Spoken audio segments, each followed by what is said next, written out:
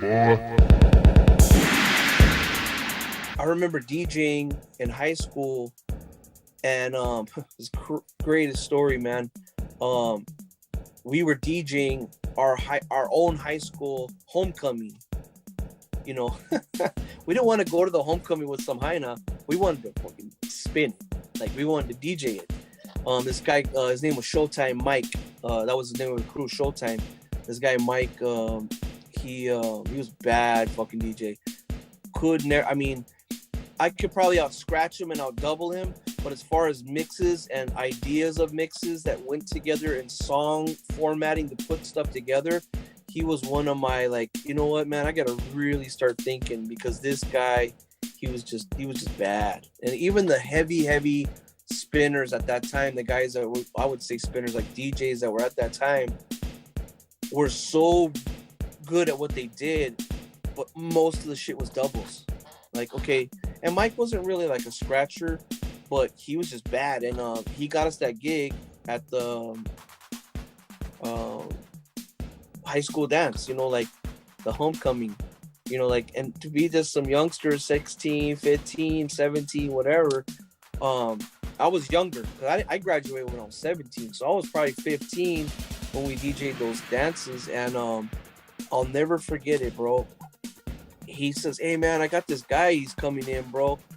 He's pretty dope. Like, he's coming out with a movie. He's coming out in a movie, and his name's Ice-T." And I was like, "What?" Like, I had back then, I swear to you, bro, no idea who he was. Nobody did. Like, as far as in our crew of guys, you're talking like, I want to say it was 87, 86. So, maybe it was earlier. Maybe it was like 85. It might have been 85 or 86, but I know that he had just made the movie Breaking. He had came out in that, and he really didn't have any hits. And then they're like, "Yeah, you know, you have a record by him." I'm like, "I do? It's in your crate." And I'm like, "What is he?" He goes, "It's that song Killers." I'm like, "Killers?" I go, "That's the dude that did Killers?" And I go, "Yeah, it does say Ice-T." I never even looked at the artist. It was that, like, he had just started out, you know? And he was basically not DJing, but he was just coming to, like, get on the mic and MC and shit, you know? Like, Showtime Mike knew him, and he was getting paid, you know? Like, his crew came, and, like, I remember having that feeling of, like, man, I'm getting kind of kicked off the turntables here, and who are these brothers, and what's going on here, you know? Like, and it was like they came in like it was like an entourage, because he was big in his scene on the sidelines that I never saw, you know. And he showed up, and he got on the mic, you know, and started doing his thing. I'm like, this dude's dope, man. Like, this is, and we don't even say dope back then. Like, dope wasn't even used. It was like, this dude has mad skill.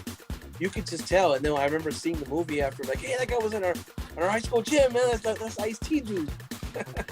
And he's reckless, you know.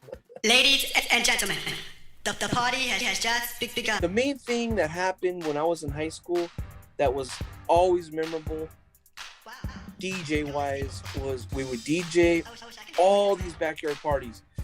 A million flyers. I mean, bro, I don't even know if you know anything about this, but in those days, there was a million flyers for every fucking body's backyard party. If you're having a backyard party, it was like, it looked like a concert flyer, bro. It was just like 2 pages, you know, and it was like every promoter.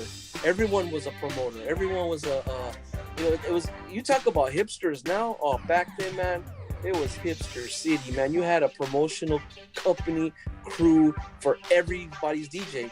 DJ Optica had the Optiqueets, you know, or you had like the Crazy Cousins, which actually are my cousins.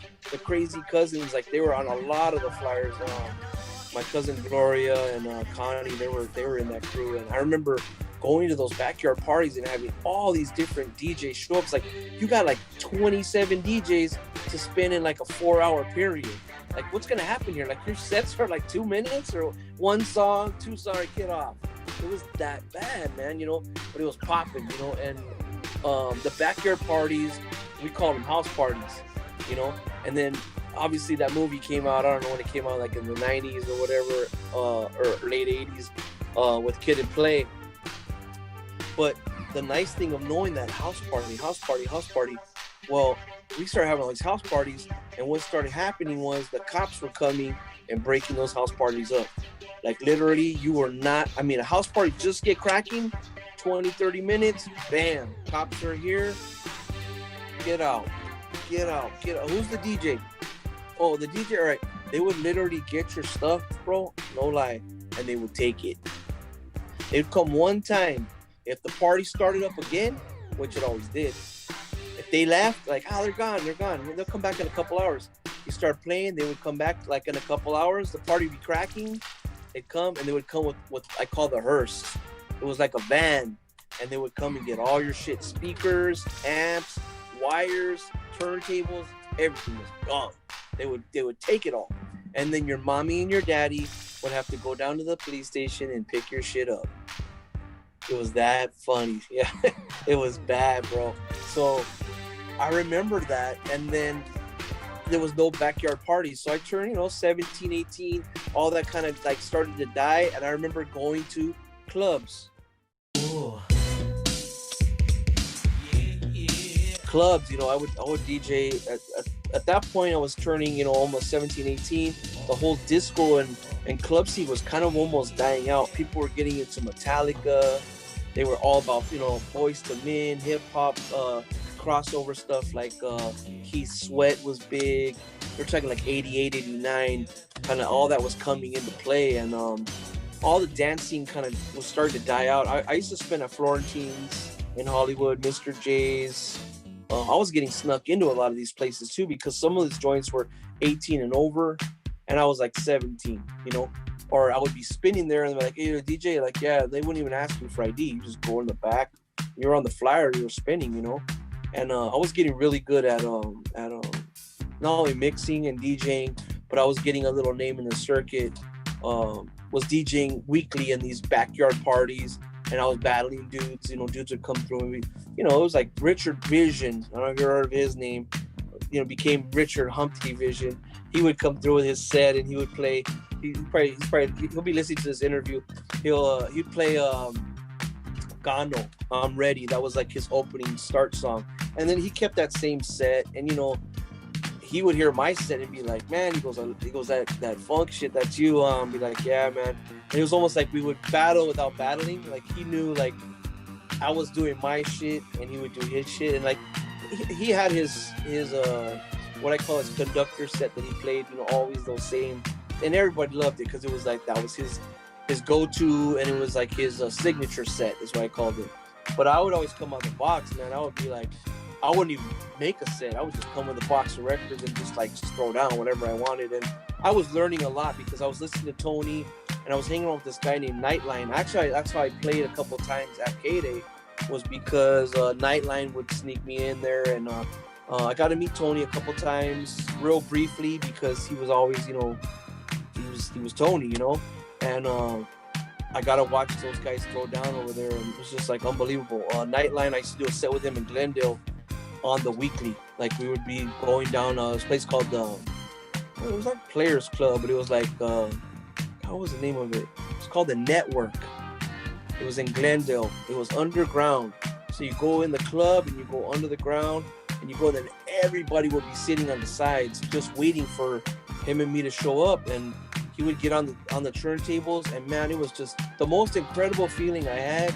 I played at all those other clubs, but that club was kind of like it was like maybe 150 to 200 capacity, and it was kind of like that was our club, that was our spot. We were the only two DJs.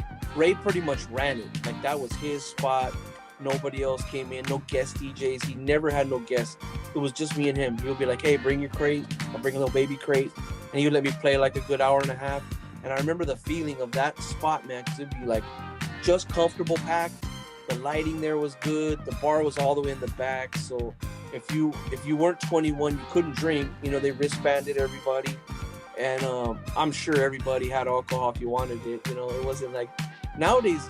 It's different. 21 and over. Back then, it wasn't an issue, man. Alcohol and that whole thing. It wasn't like everybody's getting ID'd. It was like, yeah, you're getting ID'd that you're 18 and then you get in. But there was probably so many people that were 16. It was fun. I'll never forget that moment of being in that I feel like I'm part of something bigger than myself.